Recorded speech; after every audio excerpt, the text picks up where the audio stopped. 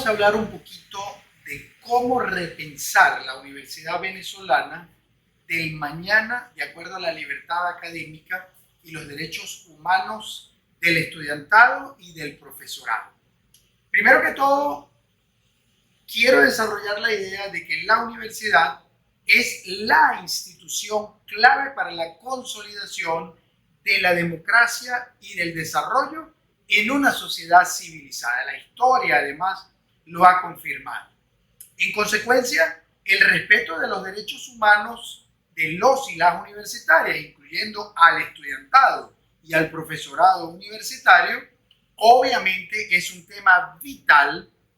para la Venezuela del mañana a los fines de superar el contexto de la actual política de Estado contra la universidad y contra los universitarios, quienes lamentablemente desde hace varios años, desde la década inclusive anterior, son blancos de la reducción del espacio cívico en el país. Hablamos de una política de Estado contra la universidad y los universitarios, porque a las universidades se les asfixia presupuestariamente, porque se desarrolla la criminalización de la protesta contra los y las universitarias, porque hay intervención desde el Poder Judicial, desde otros poderes, el Poder Ejecutivo, contra las universidades. En general no son hechos casuales, por ejemplo, el nombramiento de autoridades universitarias por parte del Consejo Nacional de Universidades,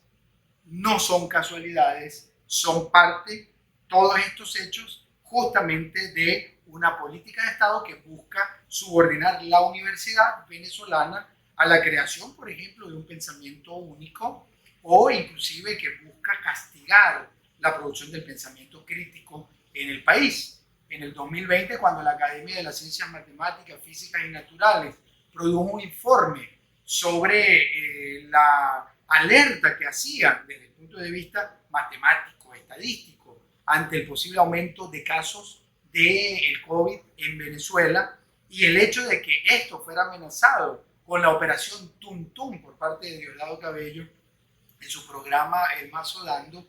es o representa una alerta de que el conocimiento científico no es bienvenido. Y por eso hablamos de esa relación entre universidad, libertad académica con la democracia y con el desarrollo. ¿Por qué? Porque cuando se compromete, se restringe ilegítimamente la libertad académica, se está comprometiendo la democracia y se está sometiendo a las sociedades al oscurantismo. Es decir, se les niega el desarrollo cuando los expertos académicos no pueden comentar, no pueden producir conocimiento científico sobre el tema de su experticia. En Venezuela y en cualquier otro país, sin duda alguna, la libertad académica es un pilar fundamental, obviamente, de la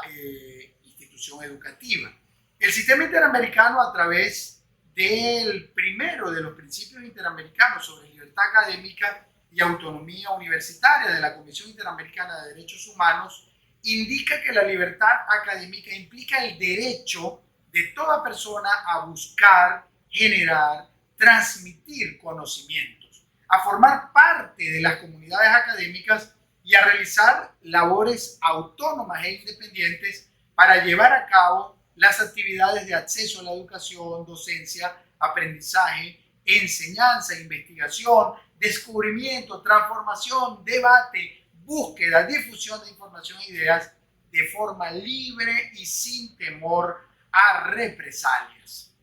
Debe repensarse entonces a la universidad como un espacio donde se garantice que las y los jóvenes y los docentes universitarios puedan ejercer sus derechos de manera plena y sin restricciones indebidas. En consecuencia, es fundamental destacar la importancia tanto de la libertad académica, pero también de la autonomía universitaria en esa relación medio-afín, donde el medio es la autonomía universitaria y el fin es el derecho humano a la libertad académica, que además ejerce funciones habilitadoras e interdependientes y se relaciona con otros derechos humanos, como la libertad de expresión, la libertad de asociación, la participación política, obviamente la educación, o como en el ejemplo que acabo de dar con el derecho a la salud de los venezolanos, que tienen derecho, obviamente, a conocer qué dicen los expertos en aquel entonces de la pandemia sobre las posibles proyecciones académicas, científicas,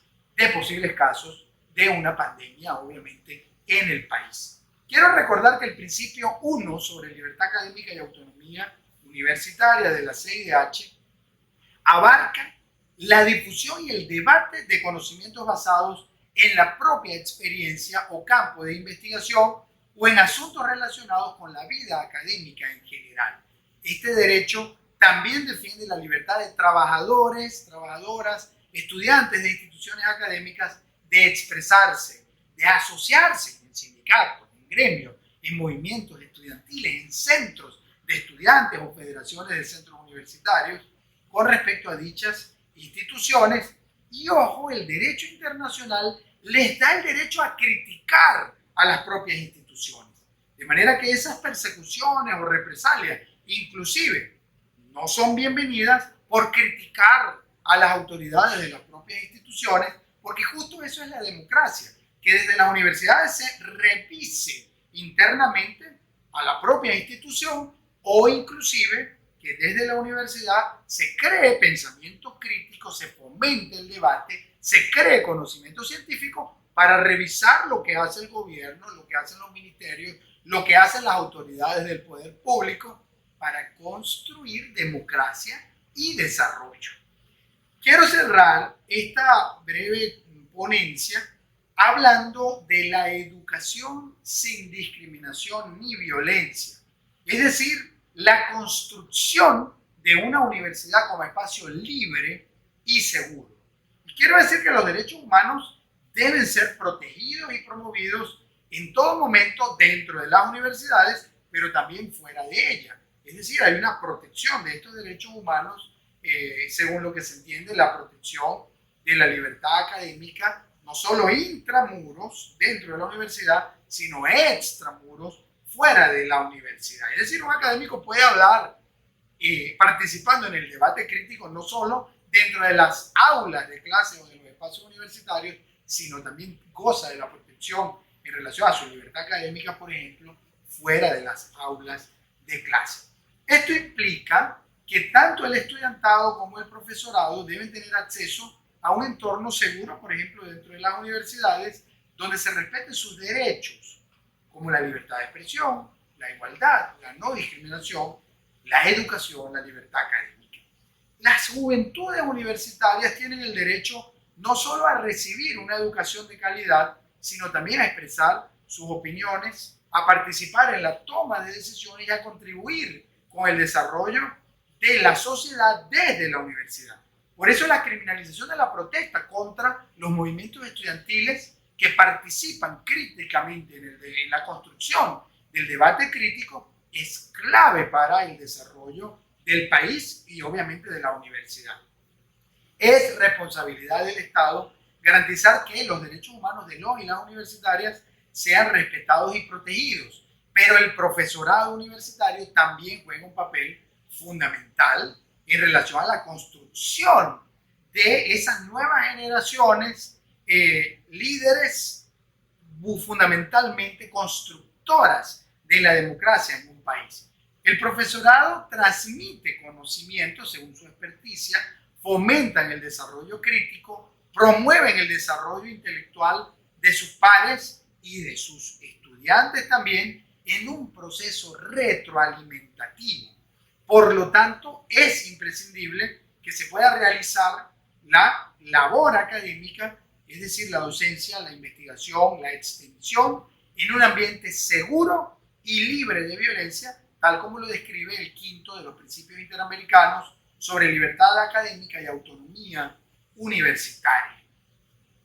La labor docente y de investigación debe realizarse en condiciones y espacios seguros y adecuados. Es decir, debe fortalecerse no solo una infraestructura accesible con facilidades propias para la docencia, la investigación y la extensión, sino que las instituciones de educación superior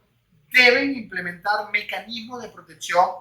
y de prevención efectivos y transparentes. Es decir, deben crear los protocolos contra la violencia contra la mujer, contra la violencia de género, contra la violencia de cualquier tipo dentro de las universidades para que tanto profesores como estudiantes puedan llegar al aula de clases y sentirse libres en la construcción de un proceso formativo que al fin de cuentas construye democracia. Y fíjense que esto es tan importante porque si en el aula de clases no se fomenta la libertad y justamente la seguridad, la inclusión, entonces estaremos formando dentro del aula de clases a los nuevos violadores de derechos humanos del mañana que al fin de cuentas desde el rol de juez, de jueza, desde el rol de gerentes de empresas, desde el rol de ministros políticos, parlamentarios o presidentes o presidentas de la República van a fomentar la violación de los derechos humanos. Por eso es clave que la Universidad del Mañana tenga hoy fundamentalmente el arraigo en estos principios, en estos valores, para que sin duda alguna, valorando esa relación entre libertad académica, democracia y desarrollo, tengamos en el mañana un país en democracia. La Universidad del Mañana debe ser un lugar donde se promueva la libertad académica y se respeten los derechos humanos del estudiantado y del profesorado. Solo a través de un enfoque inclusivo y participativo podemos entonces construir una sociedad más justa y más equitativa.